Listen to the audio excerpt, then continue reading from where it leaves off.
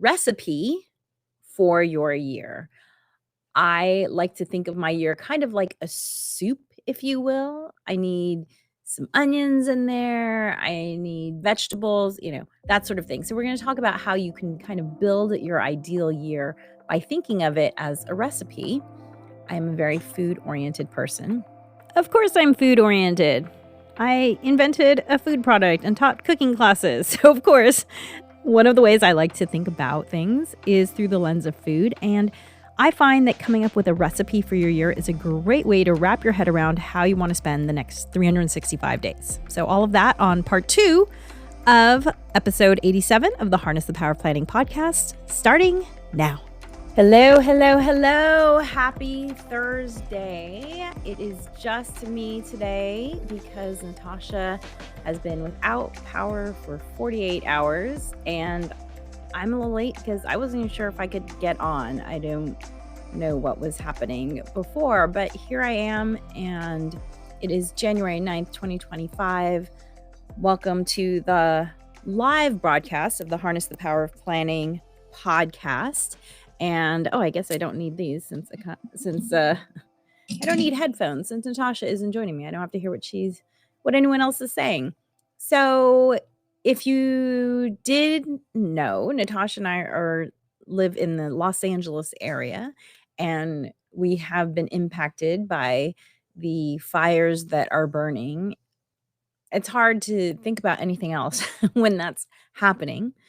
It is the beginning of the new year, and for the majority of you, I hope that your day is nice and normal, as in you do not have a crisis that you are dealing with.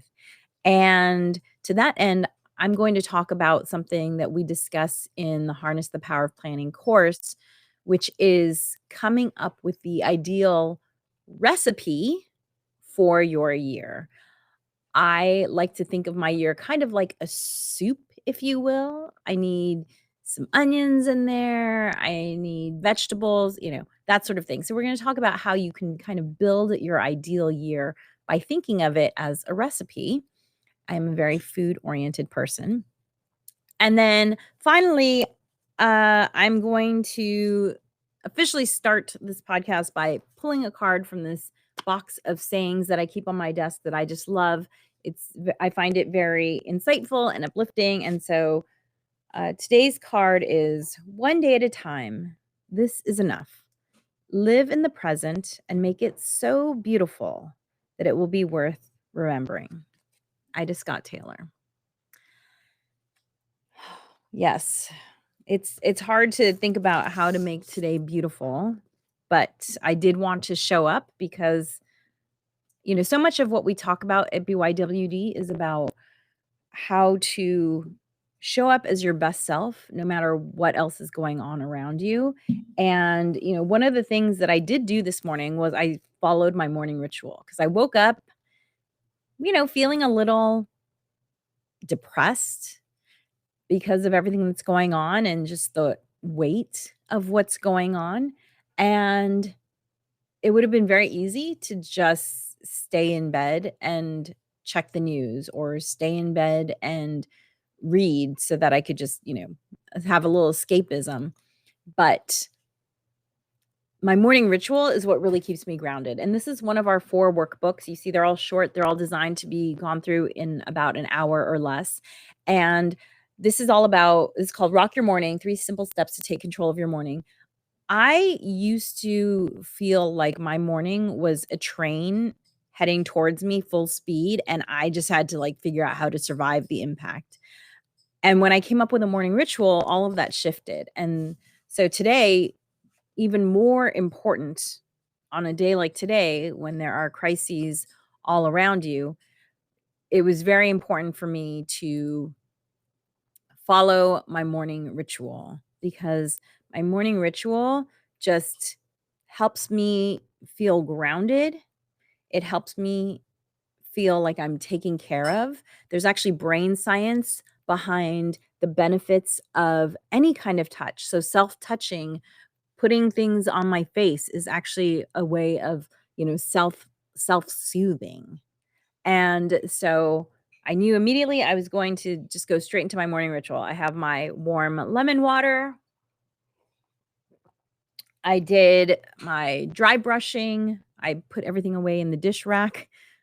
Putting things away in your dish rack, Allegra, that's part of your morning ritual. Yes, it is, because I love the calm of how my kitchen looks when everything is put away. It doesn't last long, but for that moment, I get to take my morning supplements, sip my lemon water, and just kind of like, "Ah, it's clean in here. What a nice feeling." So, I guess that would be one of the things that I would say to you is that if you are in the middle of a crisis, remember to take care of yourself, because no one can take care of you except you. And you're not thinking clearly if you're not taken care of, if you're not hydrated, if you're not fed. So we always go back to self-care. Self-care is healthcare. And so that was what I did this morning. Part 2 of the Harness the Power of Planning podcast is talking about the year in front of you. It is the beginning of the year, and scientists have documented that humans, we get excited about what's called fresh starts. It's called the fresh start effect. And the beginning of the year is a fresh start. People often think of their birthdays as a fresh start, but honestly, any tomorrow can be a fresh start. Any day is the perfect time to work on the life that you want, whatever that is. And one way that I like to think about the new year, and happy new year to everyone wishing me a new year in the chat. Thank you. Happy new year to you too. One way that really helps me to think about, because a year, it can be challenging to think about how to plan your year because it's just a long period of time. And in BYWD, we do ask people to think about their lives, and then we kind of just like work backward from there. And then eventually we get to a year, and then we talk about, your month and then your week and your day, because we live in the day, but days add up quickly, right? There's a saying that the days crawl and the years fly. All of a sudden, 5 years have passed, and you're thinking to yourself, huh, there are things I wanted to do in these 5 years that I did not get done. Well, you probably didn't get them done because you didn't plan for it in your day or in your week, which is where we actually live. So I find that a really helpful way to think about one's year is to think about it like a recipe. So, for instance, back when I taught cooking classes, yes, I am a very food oriented person. My foundational cooking class was called Soups, Salads, and Stir Fries. And actually, you can still get this on Teachable. I should put a link to that in case you wanna take it. But the thing that's interesting to me about soups, salads, and stir fries is that they are all multi-ingredient dishes. And what do I mean by that? Well, if you think of a salad, it has greens in it, and then it'll also have some sort of protein. Maybe it's beans if you're plant-based, or eggs, or whatever protein you like, and then I would encourage you to put in some healthy fats, which would be like some nuts. What kind of nuts? Whatever nuts you like. Walnuts, pine nuts, Brazil nuts. I'm not gonna ask you to put in nuts you'd hate. Just pick the one that you like. Then you might want something sweet, so you might add some sort of berry, or, raisin, or that sort of thing. And then I would also say, "Hey, maybe add in, like, one other vegetable," and it could be, broccoli or cauliflower, that sort of thing. And same thing goes with a soup. You have your foundation, which is, the broth that the soup is in, and then you have the stuff that really gives it flavor, which are the aromatics like onion and garlic, and then, you build from there. So the soup, salads, and stir fry are these multi-ingredient dishes that it's very clear because you can see all the different ingredients, and, versus like a lasagna where it's harder to pick things apart. So that's why I like thinking about my year in terms of a recipe. And I do have that. This is my this is the class I put together years ago. soup, salads, and stir fries. And so this is why I like thinking about my year as a recipe, because I think about it as what are the things that I would like to be in my year for my year to be delicious or wonderful, whatever, use whatever adjective you want. And so, for instance, something that I think about is I want a lot of movement in my life. And to that end, I have a goal of 45 sunrise hikes a year. And I also have a goal of I wanna have a lot of time with friends in my life. And so the friends and the movement actually are combined in that goal because I do these sunrise hikes with friends of mine. And so it's perfect because it gets me lots of movement. I also want to do some camping. I love to camp. And my ideal is 4 camping trips a year. And I also would like to do some sort of creative expression.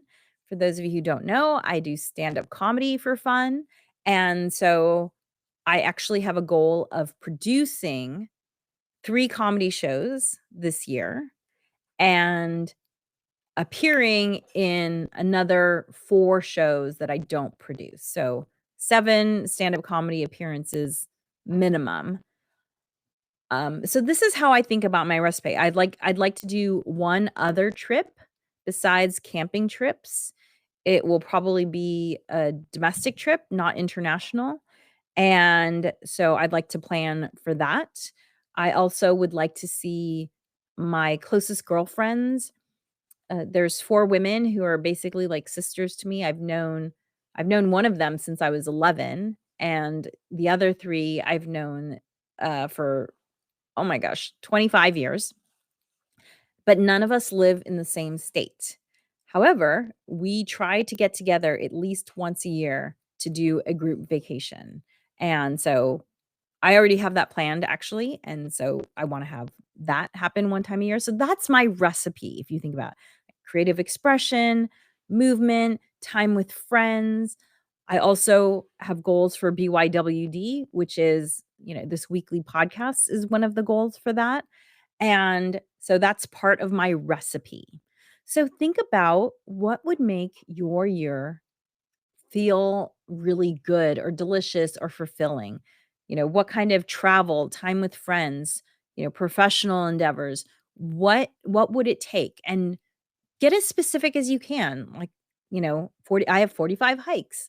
I do wanna do 7 stand-up shows. I wanna do 3 to 4 camping trips. I wanna do 1 other trip. I wanna do the trip with my friends. I'm very specific about it. And then when you have your recipe, then you can actually look at your calendar, and hopefully you have a physical calendar. This is my 2025 calendar. We're huge fans of paper planners, and this is we actually have a whole episode on how to pick the perfect planner. You can check it out there.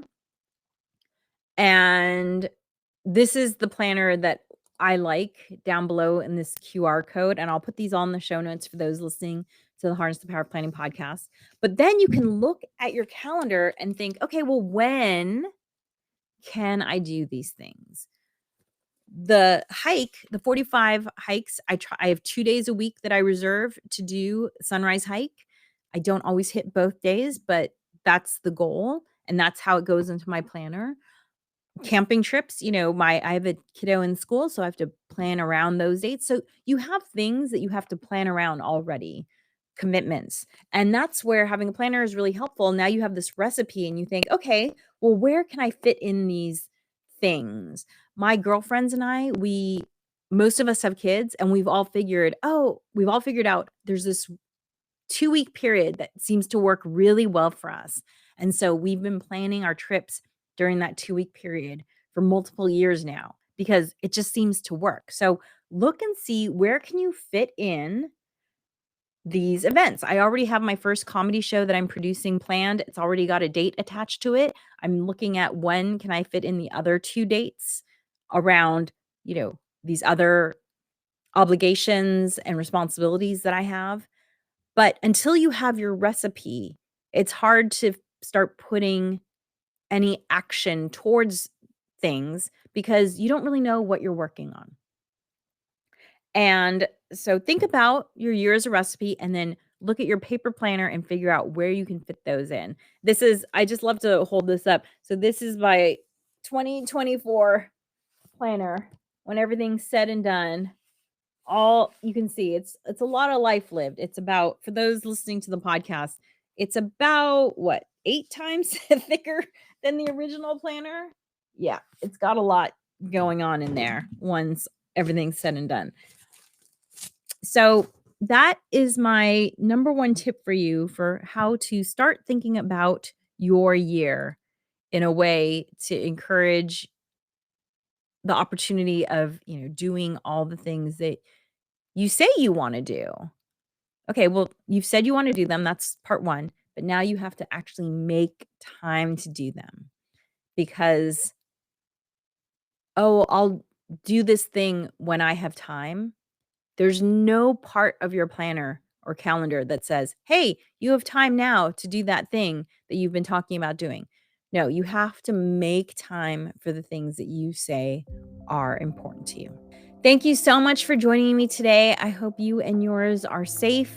As Ida Scott Taylor said, make today beautiful in whatever way you can. And I hope that by thinking about your perfect recipe for your year, it will help to make today a little bit more beautiful for you. If you want to take your planning skills to the next level, consider taking the Harness the Power of Planning workshop. It's available on demand at tinyurl.com/HPOP on demand, all one word. That's tinyurl.com/HPOP on demand. We'll show you how to plan your day, your week, your month, your year, your life, and help you to start prioritizing yourself and your goals right now. Dream wild, wild dreamers. Thanks for joining us for the Harness the Power of Planning podcast. Be sure to like and subscribe wherever you listen.